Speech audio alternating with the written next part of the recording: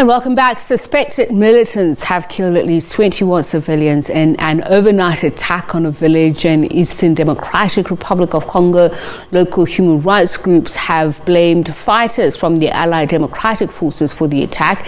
The ADF is a Ugandan militia group that has been active in the Eastern Congo since the 1990s. It has been blamed for thousands of deaths since 2013. The group has been accused of staging massacres using machetes and hatchets. According to aid agencies, an estimated 400 civilians have been killed and 83,000 people displaced from the gold-rich Ituri province in the DRC since the start of the year. The United Nations Office for the Coordination of Humanitarian Affairs says civilian killings and displacement have become a daily occurrence. Kambale Musavuli is a policy analyst with the Center for Research on the Congo-Kinshasa. Joins us now from Accra in Ghana. Very good evening to you, and thank you so much for speaking to us, Kambale. Let's just first start with what do we know? What is the latest on the situation? Is the death count still at 21? And has the ADF been positively identified as being the perpetrators? I mean, this is information coming from the ground that ADF is responsible for the attack. This is not the first time that these attacks have happened in the region, particularly in Beni, where the killing took place. There have been thousands of people who have been killed due to these attacks. I think the numbers of the Kivu tracker by the Congo Research Group takes the numbers up to about 1,200 Congolese who have been killed by the ADF. But the ADF has been operating in the DRC, as you mentioned earlier, since the early 1990s. They are a Ugandan rebel group who have political claims. They are actually fighting to stop or topple the regime of Yoweri Museveni of Uganda, who's been in power since 1986 with the support of the United States. So there is actually a political claim of what they are actually fighting. The group is loosely also tied to a Muslim group. It's an affiliation of the National Army for the Liberation of Uganda and Muslim groups. And I will assume, at least the numbers that we have seen so far, it's about 200 to 300 people who are part of this rebel group. Now, what the viewers should actually think about, right, is that we've had numerous killings in the East. In this region of Beni. Beni is a town that we know today has oil. Now, the oil in Beni goes all the way to Lake Albert. The killing is taking place in front of the UN forces, the largest peacekeeping mission in the world today, with 22,000 UN peacekeeping forces in DRC. It's taking place in front of the UPDF, the Ugandan People's Defense Force. Uganda deploys forces in Beni and around the area. It's also taking place in front of the Congolese army, which has over 100,000 soldiers in its army. While we continue to see the killing, the civilians, the Congolese people themselves, they always ask, how is it possible that this killing is taking place in front of all these soldiers and the killing is not stopped?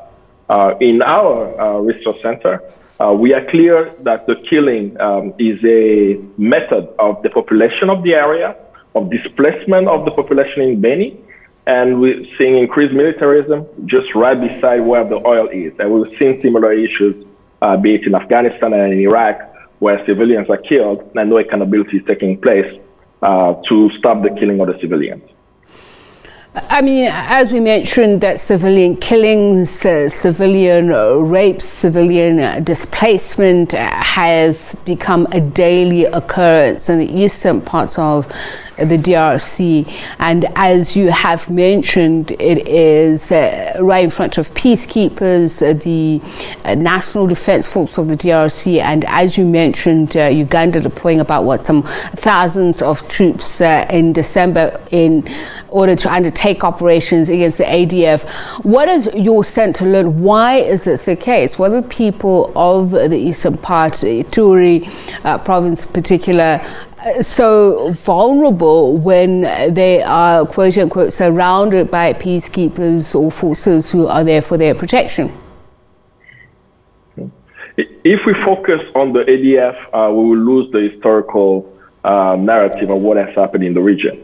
The Congo has been unstable since 1996. The war in the Congo started in 1996, where two of its neighbors, Rwanda and Uganda, invaded the Congo in 1996 and 98, and up until today, continue to support proxy rebel militias. It's not because I'm just mentioning it on TV.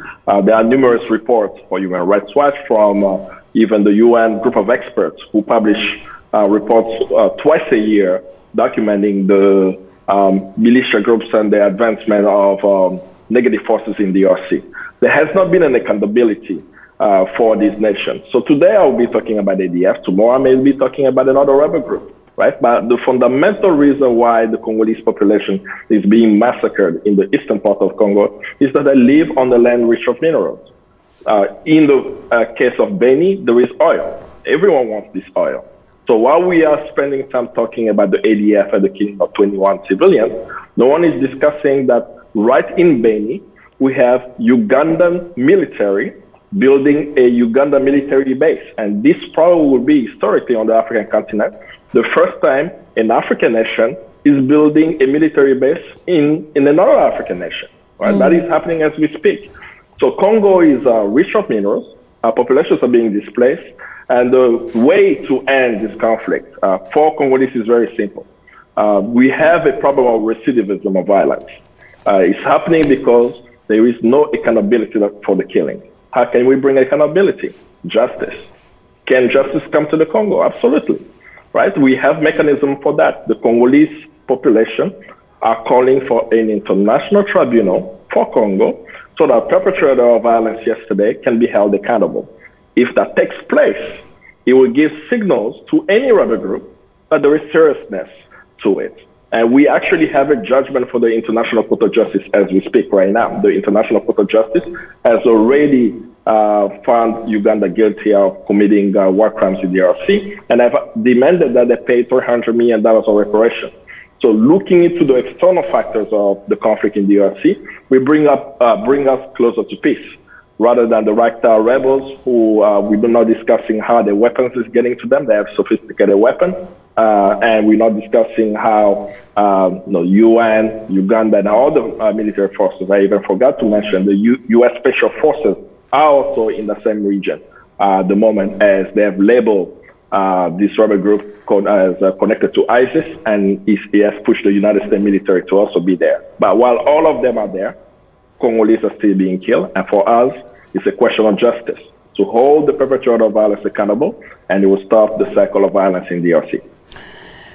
So obviously we spoke about the ADF as an example because we do know that there are more than 120 rebel groups that are active in the DRC. So that was just exemplary of asking the question why the people of the Democratic Republic of Congo are not being protected. So there have been countless of programs for disarmament, the assimilation of the national army. But is there political will for this justice that you speak of? The political will has to come from the region. And we've had scenarios where the political will worked. I'm speaking in the context of South Africa. If you look in the early 2000s, Thabo Mbeki played an important role in the peace accord that was being signed. Actually, it was being signed in South Africa, at Sun City, where South Africa played an important role into peace and stability in the Congo. Then if we look in 2012, we look at Tanzania. Tanzania played an important role in holding Rwanda accountable. But they sent actually their troops to stop the M23 rebellion in the DRC. And South Africa also engaged with Tanzania in bringing about peace. If we are not looking the situation in the Congo from a regional perspective, right, and we assume that there are these rebels who are massacring civilians with no political context, no particular interest, we won't be able to solve it. But if we are clear that the conflict in the Congo, even with the militia groups, the hundreds of militia groups, at the very basic, It's a war of invasions by two of its neighbors, Rwanda and Uganda, who continue up until today in supporting rebel groups. I mean, just this past week, there was the uprising of the M23 rebels in the DRC. And according to the Congolese army, they've presented two Rwandan soldiers on TV. Rwanda denied that these two soldiers are Rwandan. So the Congolese army presented them as Rwandan soldiers. But in the press, everyone is speaking about the M23. So we Congolese are very clear. Political will has to be a regional one. And we have a chance also now. Congo has just joined the EAC, the East African Community. Congo is a member of SADC already.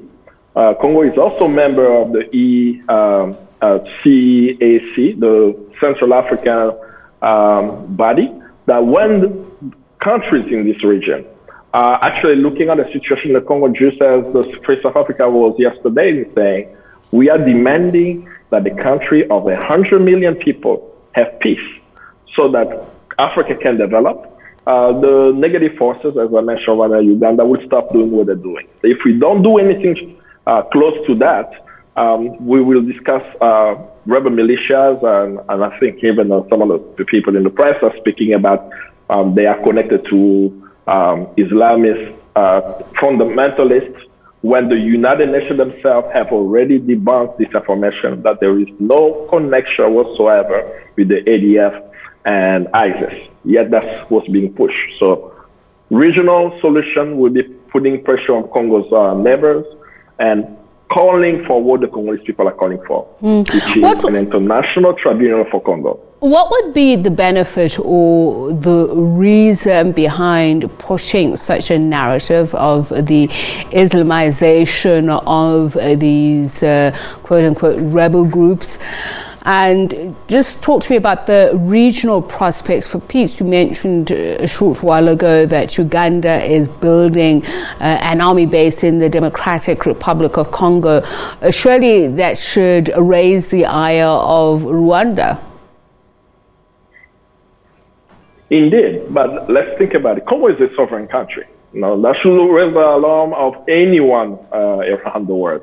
No, Congo is not a colony of Uganda. Congo is not a colony of Rwanda, nor a colony of the United States. The reason why they are there, and that's why I'm very direct about it, there was a discovery in the mid-2000s that there are 2.5 billion barrels of oil in Lake Albert. Where is Lake Albert? Lake Albert is a lake at the border of Congo and Uganda. The majority of this oil in this lake is actually on the Congolese side. This oil goes all the way through Beni, right? Of course, there are no direct connection that I can present as saying that the oil in the region is connected to the Islamic group who are displacing population. But what is clear is just the discovery of the oil, thousands of Congolese are dying in the area rich of oil. And not only that, Uganda is building a military base right beside it. So we know that there is an increased militarism. Kenyan soldiers are also in the DRC as well. That everyone is placing themselves where this oil is located. But the civilians are the one paying the price. I'm even looking at the video that you're playing. You're seeing ordinary civilians carrying their belongings, leaving areas where no one will ask after they're being displaced who has taken over their homes, who has taken over their villages, who's taking control of the land. So there is a very obvious, as you visit Beni, you see a decrease of the population and an increased militarism. But if it's not stopped, we know that we'll have more and more killing in DRC. But it can be stopped. It's not something that cannot be stopped. It can be stopped by international pressure, particularly regional pressure of SADC countries. South Africa can play a positive role in putting pressure on Congo's neighbors, particularly Rwanda and Uganda, to stop supporting rebel militias and presenting them as it's an internal Congolese problem. And I will end by saying, even as we talk about the rebel groups, in what will help the viewers really understand, Congo has over 100 rebel groups who are concentrated in one area, and the area is rich on minerals. They never move to the west, where the capital city is, to take over the country. So you wonder, why are they fighting? Are they fighting to bring the democracy to the Congo? Are they fighting to stop the regime? They never move. All they do is stay in one particular area. Then when you look at the numbers of the exports, you find out that Uganda has increased its export of gold. Where is Uganda's gold coming? You look at Rwanda, is the number one exporter of coltan, and minerals found in your cell phone. They do not have the type of volume of coltan that will make them the number one exporter of coltan in the world, when Congo holds anywhere from 64 to 80% of the world's reserve of coltan. So we know there is illicit trade going through these countries. We know that the stabilization of the DRC allows for cheap labor, allows for the pilfering of Congo's resources, and we know that it can be stopped if we hold these countries accountable. And whenever they are held, whenever they've been held in the past accountable, we saw the decrease of violence in the DRC. Okay, but Kambale, just to finish off, so who is responsible for this illicit trade? Is it at state level? I think for the Congo, we have to look at it as the Free South Africa movement yesterday. There was an apartheid regime in South Africa, where the people of South Africa were subjected to inhumane conditions, where Africans came together. There are multiple levels of responsibility in the DRC. We do have a local government that should be responsible for the security of the country. But we do also have regional players who have to be held accountable. Beyond regional players, we have international players, particularly the United States and the United Kingdom, who have supported the negative forces indirectly. For example, Ugandan soldiers are working with the United States in Iraq and Afghanistan. That connection provides them with arms that they are actually using to oppress their own people in the country, and also across border in the DRC. And another level of accountability is at the multinational corporations. We have corporations in these areas where you are seeing the looting, the killing of the civilians. You still have corporations operating, extracting gold, extracting cobalt, having odious contracts. So when you look at all these four layers that are presented, local government, Congo's neighbors, regional countries, at the international level, the United States and United Kingdom playing an active role for peace in the DRC, and multinationals, the Congolese people are trapped where these tentacles are holding them back for transforming that country. How can that end? The same way we stopped the apartheid regime is what I believe is going to help the DRC today. Ordinary people from the DRC, all the way from South Africa to Cairo, going to Dakar, and all the way to Nairobi, everyone must come and rally to bring an end to the conflict in the DRC. And they can do that by calling on the government to play a positive role in the DRC, by educating people about the richest country in the world, $24 trillion. That's the wealth of the Congo, the estimation, that can provide food to the entire African continent, actually has the potential of feeding the entire world until 2050, when the world's population is 9 billion, can provide electricity to the entire African continent. But this wealthy country has been held back since 1885, and because of that, Africa is not able to develop. So, in short, state local, it is something that they have to be held accountable, but it is a human issue that every single African should engage to bring about peace and lasting justice and lasting peace in the DRC. Kambale, thank you very much for your time and insights. Kambale Musavuli is a policy analyst with the Center for Research on Congo-Kinshasa. He speaks to us from Accra in Ghana. Thank you very much for that update. All right, we're going to take a quick break. When we return, we'll be bringing you sports news as well. Don't go away.